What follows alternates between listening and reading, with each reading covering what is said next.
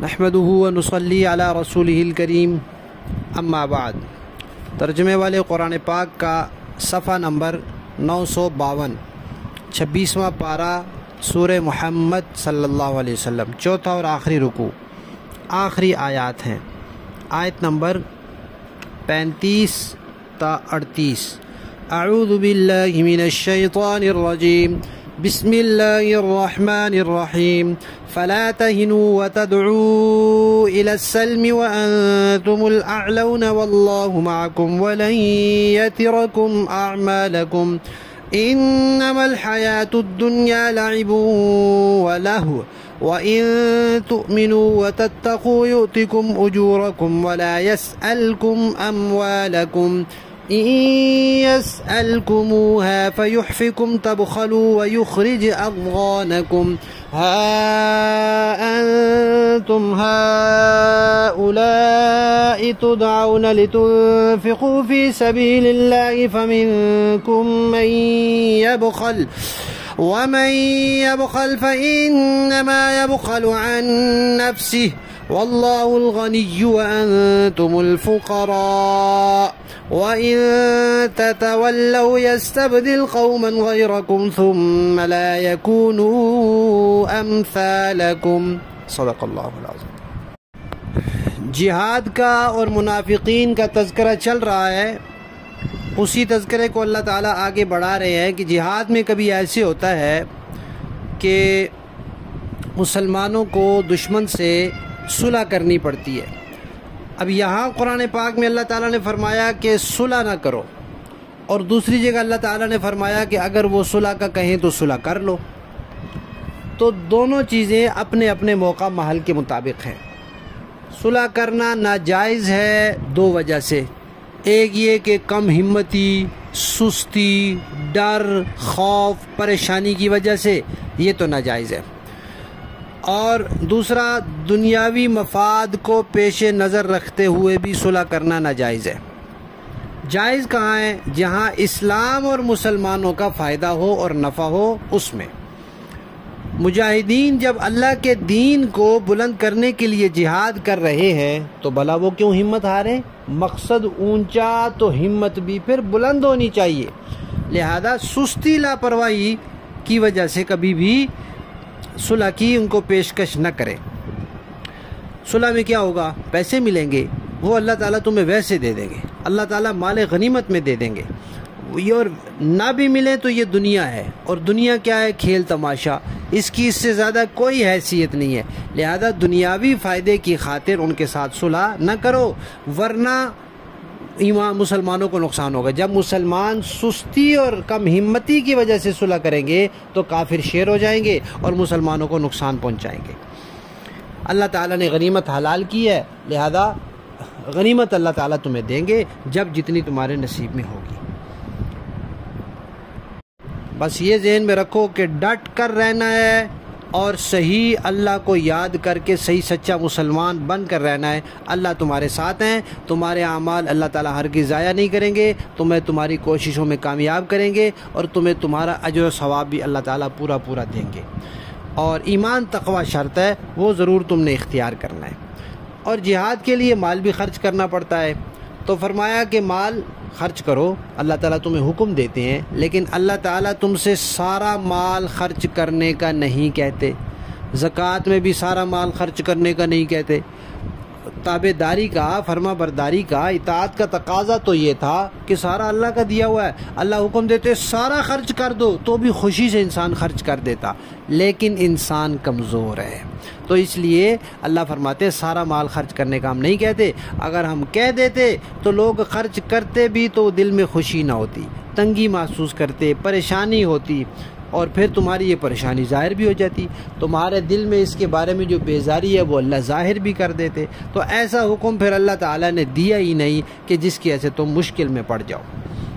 اسی طرح جب مال غنیمت مسلمانوں کو ملتا ہے تو اس میں سے ایک خمس، ایک پانچواں حصہ بیت المال میں جمع کرانا ہوتا ہے، یہ نہیں کہا جاتا کہ سارے کا سارا بیت المال میں جمع کرا دو، لیکن اللہ نے تمہیں اتنا دیا ہے، اس میں سے کچھ خرچ کرنے کے لیے کہا ہے، وہ خوشی سے کرو، وہ تمہارے فائدے کے لیے ہے، نہیں خرچ کرو گے جہاد نہیں ہوگا، کافر آئیں گے ماریں گے، مسلمانوں کو نقصان پہنچائیں گے۔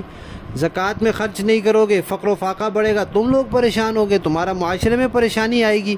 تو جو اللہ خرچ کرنے کے لیے فرماتے ہیں وہ تمہارے فائدے کے لیے فرماتے ہیں، ورنہ اللہ کو کیا ضرورت ہے۔ اور اگر تم لوگ اللہ تعالیٰ کے احکامات نہیں مانو گے، جہاد نہیں کرو گے، مال خرچ نہیں کرو گے، تو اللہ تعالیٰ محتاج نہیں ہے۔ اللہ تعالیٰ مسلمانوں تمہیں ختم کر دیں گے، تمہاری جگہ اور قوم لے آئیں گے، اور وہ پھر تمہارے جیسے نہیں ہوں گے، وہ فرما بردار ہوں گے، اطاعت کرنے والے ہوں گے۔ سبحان اللہ۔ صحابہ اکرام نے ایسا موقع آنے ہی نہیں دیا کہ اللہ ان کو ختم کرے اور کوئی اور قوم لائے۔ ایسی تابع داری اور فرما برداری کی، ایسی اطاعت کی کہ اللہ نے ان کی اطاعت کو مثال بنا دیا قیامت تک کے لیے۔ اب حضور کے ساتھ سنت میں صحابہ بھی شامل ہیں۔ سبحان اللہ، ایسی عظیم الشان مثال تاریخ میں انہوں نے قائم کی۔ اور حدیث شریف میں آتا ہے کہ صحابہ کرام نے نبی پاک صلی اللہ علیہ وسلم سے پوچھا کہ یا رسول اللہ تعالیٰ نے فرمایا کہ اگر تم نہیں کرو گے اللہ اور قوم لے آئیں گے، تو وہ دوسری قوم بھلا کون سی ہو سکتی ہے؟ تو حضرت سلمان فارسی رضی اللہ تعالیٰ عنہ وہاں موجود تھے۔ حضور نے ان کے کندھے پر ہاتھ رکھا، فرمایا ان کی قوم، وہ دوسری قوم ان کی قوم ہو سکتی ہے کہ جس کو پھر اللہ لائیں۔ اور پھر فرمایا کہ خدا کی قسم اگر ایمان ثریا ستارے پر بھی ہوتا تو فارس کے کچھ لوگ اس کو وہاں سے اتار لاتے۔ صحابہ اکرام نے تو قربانیاں دین کے لیے دی ہی دی، علم و عمل کی حفاظت کی ہی کی۔ بعد والے لوگوں میں فارس والوں کے لیے بڑی فضیلت ہے، اور اس فضیلت کے اولین اور کامل مصداق حضرت امام اعظم ابو حنیفہ رحمہ اللہ تعالی ہے کہ دنیا میں اس وقت سے لے کر اب تک سب سے زیادہ مقلدین ان کے رہے ہیں، اور اس سب کا ثواب ان کو پہنچ رہا ہے، اور وہ سب کے ہاں امام اعظم ہی سمجھے جاتے ہیں، چاہے وہ ان کے مقلدین ہوں یا نہ ہوں۔ یہ شرف اللہ تعالیٰ نے ان کو عطا فرمایا ہے۔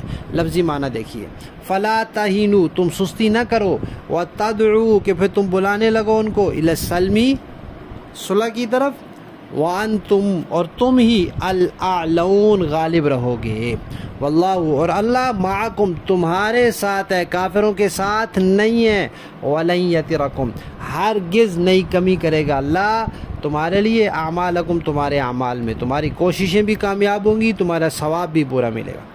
باقی رہی ہے دنیا کی زندگی کا نفع، انما، سوائے اس کے نہیں، الحیات الدنیا، دنیا کی زندگی، لاعب، کھیل ہے، ولہو، تماشا ہے، وَإِن تُؤْمِنُوا، کھیل تماشا کیا ہوتا ہے؟ کھیل تو وہ ہوتا ہے جو کھیل رہے ہوتے ہیں، تماشا ہوتا ہے جو دائیں بائیں والے کھڑے ہو کے دیکھ رہے ہوتے ہیں۔ وَإِن تُؤْمِنُوا، اور اگر تم ایمان لے آؤ، وَتَتَّقُوا، اور تقوی اختیار کرو، یؤتکم، اللہ دے گا تمہیں، اجورکم، تمہارے اجر، ولا یسألکم، اور نہیں طلب کرے گا تم سے، اموالکم، تمہارے مال، یسألکموہا، اگر وہ طلب کرے تم سے تمہارے مال، فیحفکم، پھر انتہا درجے تک طلب کرے، یعنی مبالغہ کرے اور سارا کچھ ہی تم سے مانگ لے، تبخلوا، تو تم بخل کرنے لگو، ویخرج، اور ظاہر ہو جائیں، اضغانکم، تمہاری ناگواریاں، کہ تمہیں سارا مال خرچ کرنا تو پسند نہیں آئے گا، ہاں انتم، ہاں تم ہو، ہاں اولائی، وہ لوگ، تدعون، کہ تمہیں پکارا جاتا ہے، لتنفقوا، کہ تم خرچ کرو، فی سبیل اللہ، اللہ کی راہ میں، فمنکم، تو تم میں سے کچھ وہ ہیں، من یبخل، جو بخل کرتے ہیں، ومن، اور جو شخص، یبخل، بخل کرتا ہے، فإنما، سوائے اس کے نہیں، یبخل، وہ بخل کرتا ہے، عن نفسی، اپنے آپ سے، خود اپنے آپ کو نقصان پہنچاتا ہے، اللہ کا کوئی نقصان نہیں ہوتا، واللہ الغنی، اللہ تو بے پرواہ ہے، بے نیاز ہے، وانتم، اور تم سب، الفقراء، محتاج ہو، وَإِن تَتَوَلَّوْا، اور اگر تم روگردانی کرو گے، یستبدل، وہ بدل دے گا، قوماً، قوم کو، غیرکم، تمہارے سوا، ثم، پھر، لا یکونوا، وہ نہیں ہوں گے، امثالکم، تمہاری طرح، بلکہ وہ کیا ہوں گے؟ وہ فرما برداری کرنے والے ہوں گے۔ با محاورہ دیکھیں جی، فلا تهنوا وتدعوا إلى السلم وأنتم الأعلون والله معكم ولن يتركم أعمالكم، لہذا اے مسلمانوں تم کمزور پڑھ کر صلح کی دعوت نہ دو، تم ہی سر بلند رہو گے، اللہ تمہارے ساتھ ہے اور وہ تمہارے اعمال کو ہرگز برباد نہیں کرے گا۔ انما الحیات الدنیا لعب ولہو، یہ دنیاوی زندگی تو بس کھیل تماشا ہے۔ وَإِن تُؤْمِنُوا وَتَتَّقُوا يُؤْتِكُمْ أُجُورَكُمْ وَلَا يَسْأَلْكُمْ أَمْوَالَكُمْ، اور اگر تم ایمان لاؤ اور تقوی اختیار کرو تو اللہ تمہارے اجر تمہیں دے گا اور تمہارے مال تم سے نہیں مانگے گا۔ إِن يَسْأَلْكُمُوهَا فَيُحْفِكُمْ تَبْخَلُوا وَيُخْرِجْ أَضْغَانَكُمْ، اگر وہ تم سے تمہارے مال طلب کرے اور تم سے سب کچھ سمیٹ لے تو تم بخل سے کام لوگے اور وہ تمہارے دل کی ناپسندیدگیوں کو ظاہر کر دے گا۔ ہا انتم ہؤلاء تدعون لتنفقوا فی سبیل اللہ، دیکھو تم ایسے ہو کہ تمہیں اللہ کے راستے میں خرچ کرنے کے لیے بلایا جاتا ہے۔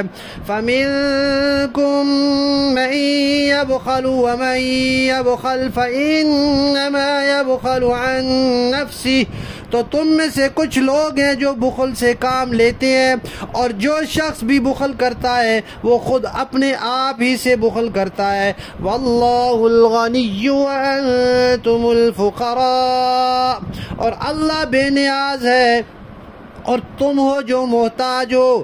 وَإِن تَتَوَلَّوْا يَسْتَبْدِلْ قَوْمًا غَيْرَكُمْ ثُمَّ لَا يَكُونُوا أَمْثَالَكُمْ، اور اگر تم منہ موڑو گے تو وہ تمہاری جگہ دوسری قوم پیدا کر دے گا، پھر وہ تم جیسے نہیں ہوں گے۔ صدق اللہ العظیم۔